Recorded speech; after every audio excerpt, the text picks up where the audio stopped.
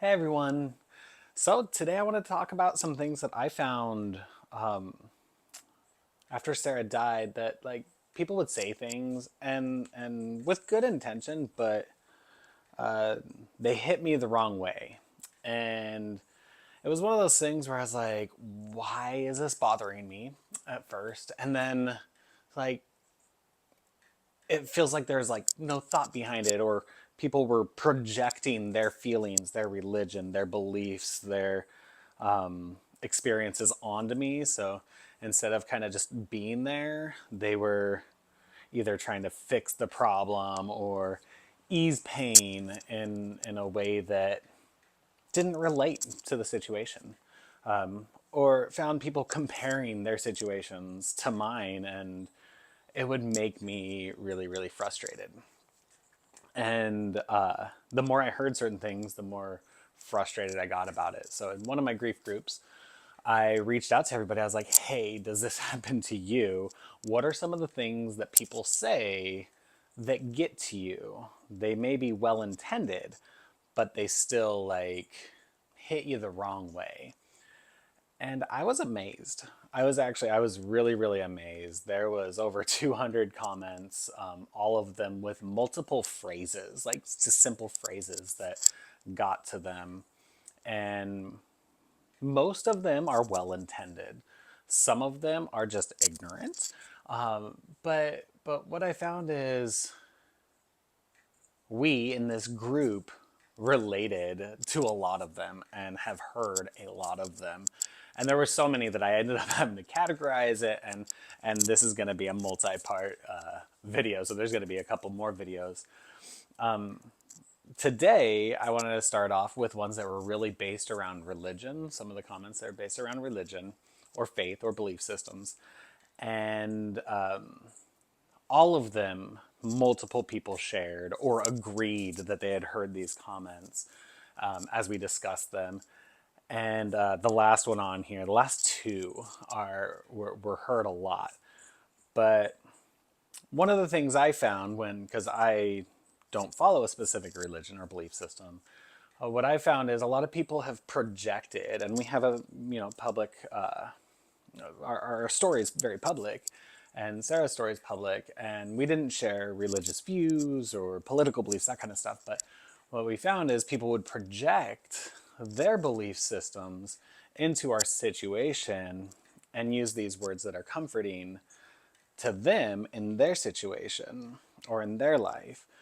And one of the very interesting things I found about the religious statements that I heard that bothered me is it's not because I don't follow the religions where those words are coming from. But what I found interesting was that people in this group that have the same religious beliefs also are feeling a lot of hurt from these statements. And some of the people even admitted, I would say this, but now that I am a widower, it hurts. So that's kind of where this little segment's going to be, in religion, statements that hurt. But I also want you to keep in mind that everyone's different. I'm different. Every other widower is different. Every widow is different. And know your persons. Like, if you are a good friend, read them, understand them, and say what works for your guys' relationship, and make sure you're not just projecting out what you think they need to hear. Sometimes we don't need to hear anything. Sometimes silence is best. So yeah, this is a tough one because we say a lot of things in a moment to try and help. But helpful words that we think are helpful, can be harmful too.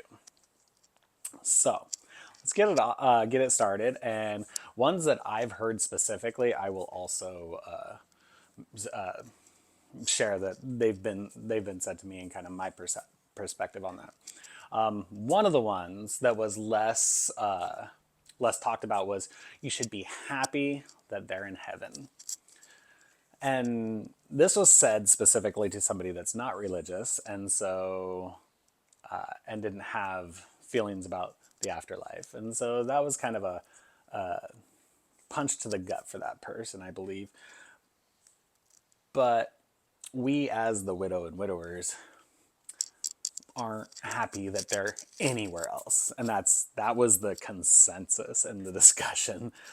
We aren't happy that they're not here. We will never be happy that they're in heaven, that they're in hell, that they're anywhere else. We would rather them be here. So saying that we should be happy about anything about this, yeah, no, don't say it. Just, yeah, don't say it. If you really had a relationship with the Lord, you wouldn't be sad. That's just not how feelings and emotions work. I know a lot of people that have what they say is really, really good relationship with the Lord, and I see them be sad too. We're all human; we all have emotions, and sadness is one of the most obvious feelings that comes to mind when we are grieving the loss of our person. So, expecting somebody to not be sad, yeah, that's just jacked up, bro. Yeah, no. He was never yours. God was lending him to you.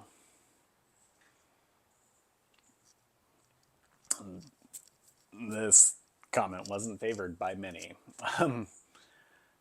The idea of it's like lending out a person, it doesn't do anything to help.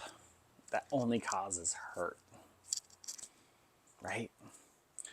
Only God knows if he got to heaven. For a religious person, for somebody that believes in heaven and hell, this is a hurtful statement. And so saying that, hey, they may be in hell, we don't really know, only God knows, it's kind of messed up and hurtful. It's intentionally hurtful. And so really, really, if that's something that you say, think about it. Think about it really hard, because people that believe in heaven would like to believe that their person is there and going to meet them on the other side when they die as well. And saying that that might not happen is not going to do anything to help them heal, so to speak. If you pray hard enough, you can feel God hug you.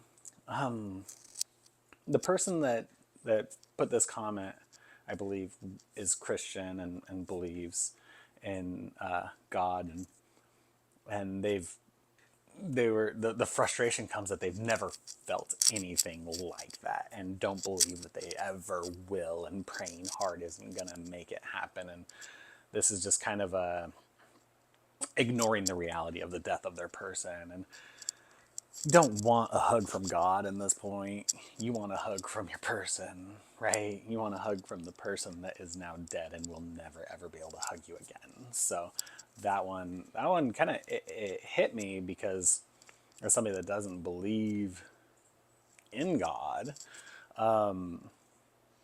like just that kind of that reality that your person will never hug you again. That hits hard. Yeah. So there was a number of ones that kind of all clumped together as like God's bigger plan. And so God closes one door and opens another, or God needed him more, or they, the person that died, fulfilled their purpose, or God has a bigger plan. If, so again, lots of people, different religions, a lot of Christians in this group as well. If God's plan was to take a father or a mother from their children, that's a jacked up plan. That doesn't serve any positive purpose in any way. And so being told that it's all part of a plan adds a real negative perspective on who this God may be. Very hurtful. And so hearing those statements over and over that God has a different plan for this person other than their family, like that's hurtful individually, but it also, as again, somebody who doesn't believe in God, it it it takes away, it makes it so people kind of in my situation are like even one more step further away, because if the plan of the person or the God that is conducting all of this is willing to and make so much hurt, like, why would you want to be part of that? So that's my own perspective. That wasn't a discussion in the group. That's just kind of one of those things that, like, that's a crappy plan. As a, like somebody who's done project management type stuff, just saying. The next two you can kind of combine together because they are the most hurtful things I have heard personally, and they were the top on the list for pretty much everybody else as well. Everything happens for a reason, or they're in a better place. If you say those things, you might as well just take that dagger into the person's heart, because those things just like cause anger, frustration, sadness, and it's just ridiculous to think that Sarah's cancer had a reason and that her death had a reason, that she's in a better place now.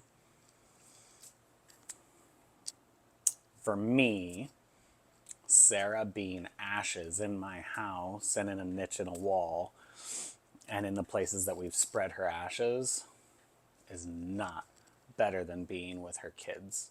Even if she was still in pain, she would rather be here with her kids, watching them grow up, offering advice, helping them, supporting them, and being there to see all of those accomplishments that they're going to do. She'd rather be here with me than dead. So everything happens for a reason, or they are in a better place. No.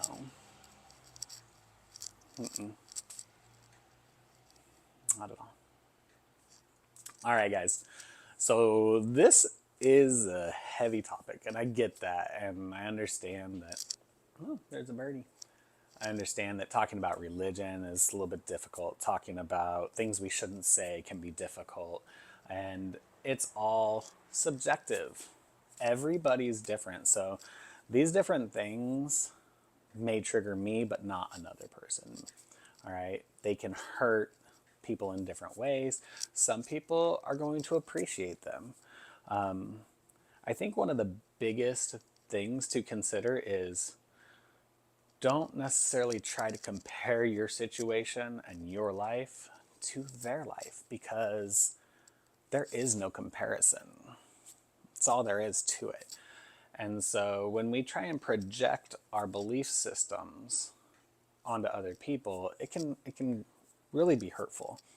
So I guess the moral of the story is make sure you really know somebody well and consider what you're going to say to a widow or widower before you say something, anything. And I make this video because you can't know until you've been there and had that hurt from those words. Because like I said earlier, some people would say these things to others, and then when their person died and they became a widow or widower, they learned that these words hurt a lot. So that's it. Heavy topic. There's going to be a part 2, part 3, probably a part 4 of these videos. So thank you so much for hanging around. Have a wonderful day, morning, night, wherever you are. Remember, be kind, make good choices. Please think about what you're going to say before you say it.